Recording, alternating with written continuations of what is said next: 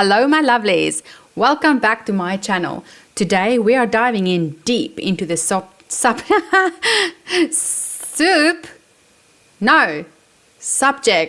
of prolonged fasting. So if you are curious about how to go about this the right way and what some of the benefits or potential risks might be, stay tuned because you are in the right place. Let's go!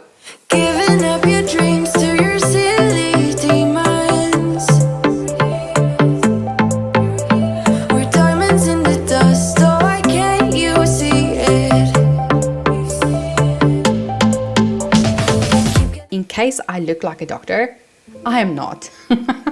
I'm simply a person who have done prolonged fasting and took some guidance from some, YouTube docs. But in my lived experience, there seems to be an awful lot of truth to the education I received for free on YouTube. And that's what I'll be discussing with you today. I tried and tested it for myself, carefully taking on all their advice. I do feel like through my lived experience, I might be able to help guide you. Let me tell you what I have learned. I am such a fan of prolonged fasting.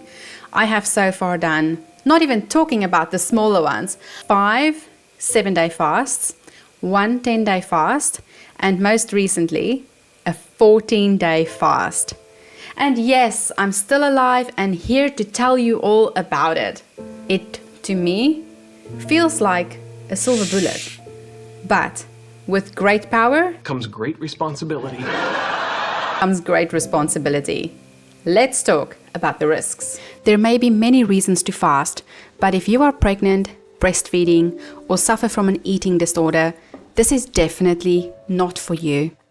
Some other risks that may concern people would be a nutrient deficiency, electrolyte imbalance, muscle loss, dehydration, a weakened immune function, mood swings, or hypoglycemia, to name a few.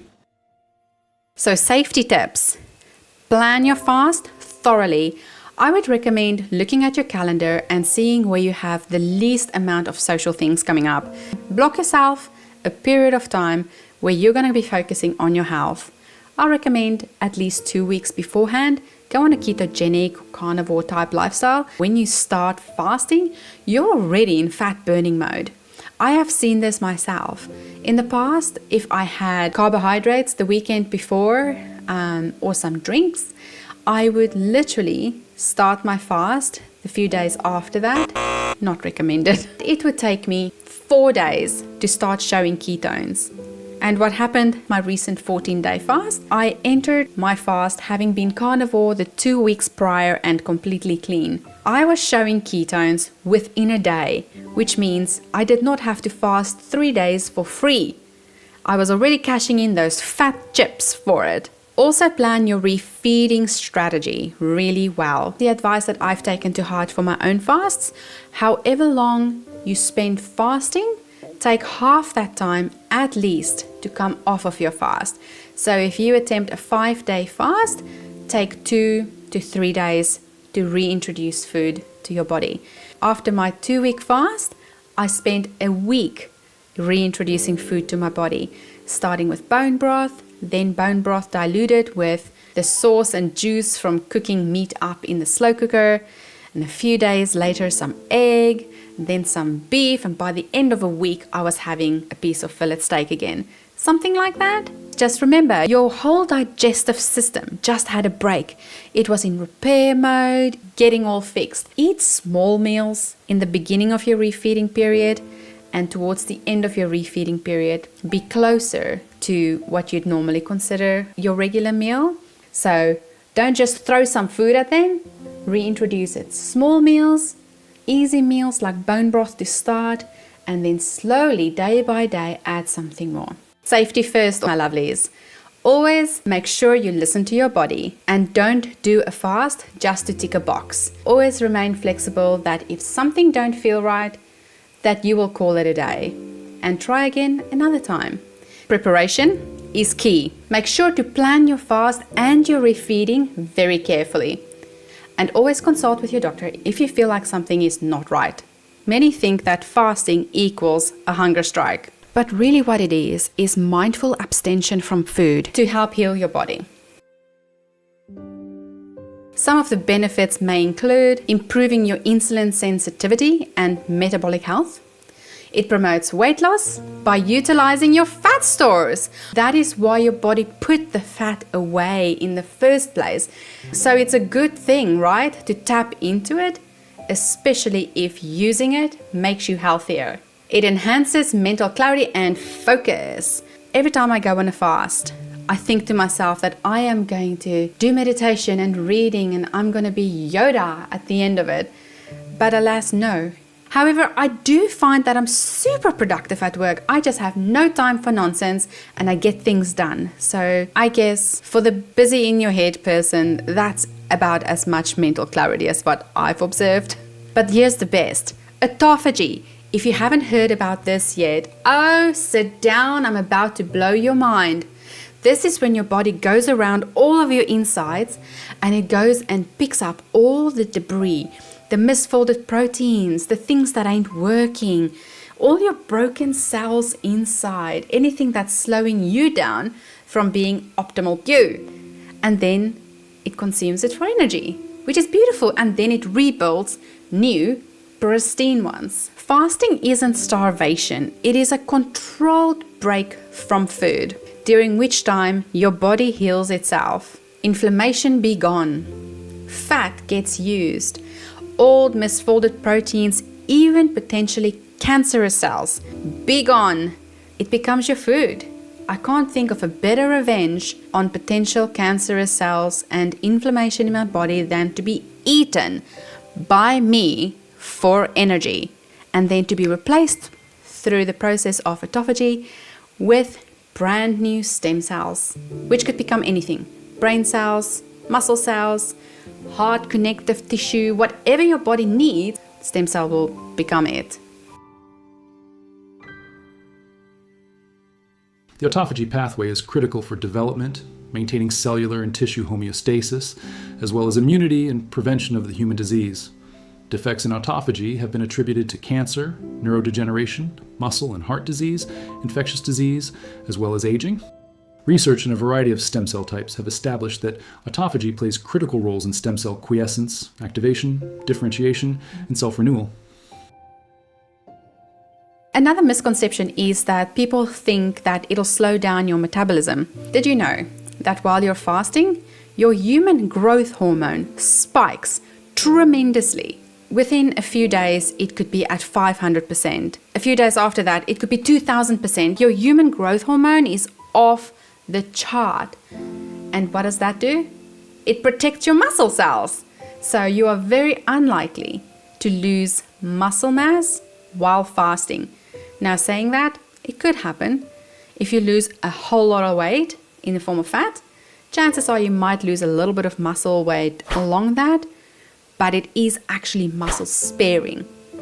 So that's what I found anyway. I have done so many fasts and I'm still a strong woman. Stay hydrated, my lovely one. I would recommend green tea. Rooibos tea is pretty good as well. You could have coffee if you want to, but anything you drink, don't drink it with milk or sugar. It's just the coffee and the water. You could have water. I like mixing my electrolyte within the water, and no need to drink yourself to death on water. Remember, you're going to be flushing out a whole lot of things, but also there's water inside your fat. Your body packs away everything that you're going to need in the little fat cells. So as you burn fat cells, your body has what it needs, really. She's smart. So yes, do consume water. Please don't not drink water. Very bad. But don't also feel like you have to down 3, 4, 5 liters of water a day. You'll probably faint if you do something like that. And lastly, with safety tips, always remember that if something doesn't feel right, to slowly back off. And if you feel unsafe, do speak to your doctor and seek help. There's a lot of ways that you can do fasting in a healthy way, but it does require remembering that your body is very clever. We need to listen to our bodies. we shouldn't use this period to try and train our bodies to go without food. We need to listen to our bodies and hear what it's trying to tell us. Do I need water? Do I wish I could move more? Should I stretch? Should I be kind to myself right now and just go to bed early tonight? That kind of thing. And that is what I think fasting is for. Another topic that many wonder about is about nutritional deficiencies. I would recommend while on your fast to take magnesium, potassium, get yourself really good bioavailable vitamins, not multivitamins, because normally they're just packed full of things that don't really absorb really well. Get yourself a really good one. I'll link a list to Dr. Berg's video explaining the ones he recommends, and I don't know any better than Dr. Berg, so I recommend that as a starting place. And especially while you're fasting, do consume trace minerals and electrolytes.